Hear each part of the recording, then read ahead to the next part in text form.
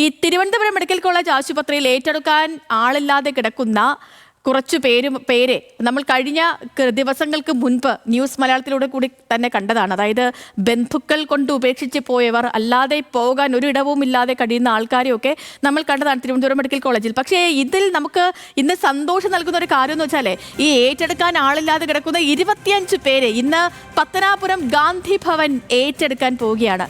News Malayalam വാർത്തയ്ക്ക് പിന്നാലെയാണ് ഗാന്ധി ഭവന്റെ തീരുമാനം. നിലവിൽ 60 പേര് ഈ ആശുപത്രിയിൽ ഏറ്റെടുക്കാൻ ആളില്ലാതെ ചികിത്സ പൂർത്തിയാക്കി കിടക്കുന്നുണ്ട്. PR പ്രവീണയാണ് വിവരങ്ങളുമായി നമുക്കിപ്പോൾ ചേർന്നത്. Praveena, good morning. ഈ വാർത്ത നമ്മൾ കൊടുത്തതിന്റെ ആ സമയം തന്നെ കുറച്ച് വൈകാരികമായിരുന്നു ആ രംഗങ്ങളൊക്കെ കാണുമ്പോൾ. കാരണം ഈ മക്കളും ബന്ധുക്കളും ഒക്കെ ഉപേക്ഷിച്ചവർ എങ്ങോട്ട് പോകണമെന്നറിയാത്തവരായിരുന്നു ആ ആശുപത്രിയിൽ ഉണ്ടായിരുന്നവർ. പലരും നമ്മളോട് പ്രതികരിക്കാൻ പോലും ഉള്ളൊരു ശേഷിയില്ലാതെ കിടക്കുന്നതും ഒക്കെ നമ്മൾ കണ്ടതാണ്. പക്ഷേ സന്തോഷം നൽകുന്ന ഒരു പ്രഭാതത്തിലാണ് നമ്മൾ നിൽക്കുന്നത്. ഇവർക്കെല്ലാം ഒരു പുതുജീവിതം കിട്ടുകയാണല്ലേ?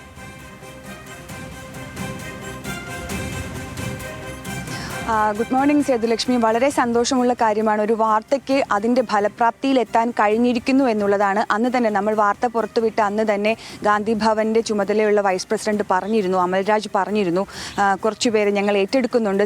സ്ഥലപരിമിതി അടക്കം അവരുടെ ഗാന്ധി ഭവനിലുണ്ട്. കാരണം 1000-ലധികം അനാഥരായിട്ടുള്ള ആളുകൾ ഇപ്പോൾ അവിടെയുണ്ട്, സനാഥരായി ഉണ്ട്. അപ്പോൾ അക്കൂട്ടത്തിലേക്ക് 25 പേരെയാണ് ഇന്ന് സനാഥരാക്കുന്നത്. ഗാന്ധി ഭവൻ്റെ കെയർ ഓഫിലായിരിക്കും അവരിനെ അറിയപ്പെടുന്നത്. ഇത്രയും നാൾ ആശുപത്രിയിൽ ആരുമില്ലാത്ത അനാഥ ഡെസ്റ്റിറ്റ്യൂട്ട് പേഷ്യൻസ് എന്നറിയപ്പെട്ടിരുന്ന അവർ ഇനി മുതൽ സനാഥരാകുകയാണ്. ഇന്ന് 12:30 ഗാന്ധി ഭവൻ ഭാരവാഹികളും അതുപോലെ തന്നെ സാമൂഹ്യനീതി വകുപ്പ് മന്ത്രി ആർ ബിന്ദുവും നേരിട്ടെത്തിയാണ് ഇവരെ പത്തനാപുരം ഗാന്ധി ഭവന് കൈമാറുന്നത്. നിലവിൽ 60-ലേറെ പേർ ആശുപത്രിയിലുണ്ട്. പലർക്കും സ്വന്തം നാടോ വീടോ തിരിച്ചറിയാത്ത അവസ്ഥയുണ്ട്. അപകടം പറ്റി എത്തിയവരുണ്ട്, മാനസിക വിഭ്രാന്തി ഉള്ളവരുണ്ട്, ഗുരുതരമായ മറ്റു രോഗങ്ങൾ ബാധിച്ചവരുണ്ട്. ചിലരാകട്ടെ എല്ലാം അറിയാമായിരുന്നിട്ടും ഒന്നും പറയാത്തവരുണ്ട്. കാരണം ഇനി വീട്ടിലേക്ക് തിരിച്ചുപോക്ക് സാധ്യമാകില്ല എന്ന് ഉറപ്പുള്ളവർ. ഇതിൽ 25 പേരെയാണ് ഇന്ന് ഗാന്ധി ഭവൻ ഏറ്റെടുക്കുന്നത്. നമ്മുടെ ഒരു വാർത്ത ഫലപ്രാപ്തിയിലെത്തുന്നു എന്നതിലുപരി 25 പേർ സനാഥരായി മാറുന്നു എന്നുള്ളതാണ്. അവരുടെ കാര്യങ്ങൾ നോക്കാൻ ഇനി ആളുണ്ട്, അവർക്ക് ചോദിക്കാനും പറയാനും ആളാകുന്നു എന്നുള്ള സന്തോഷം കൂടിയാണ് ഈ നിമിഷത്തിൽ നമുക്ക് പറയാനുള്ളത്. തീർച്ചയായും പ്രവീണ, തീർച്ചയായും വളരെയധികം സന്തോഷം നൽകുന്ന വാർത്തയും കാഴ്ചയും തന്നെയാണിത്.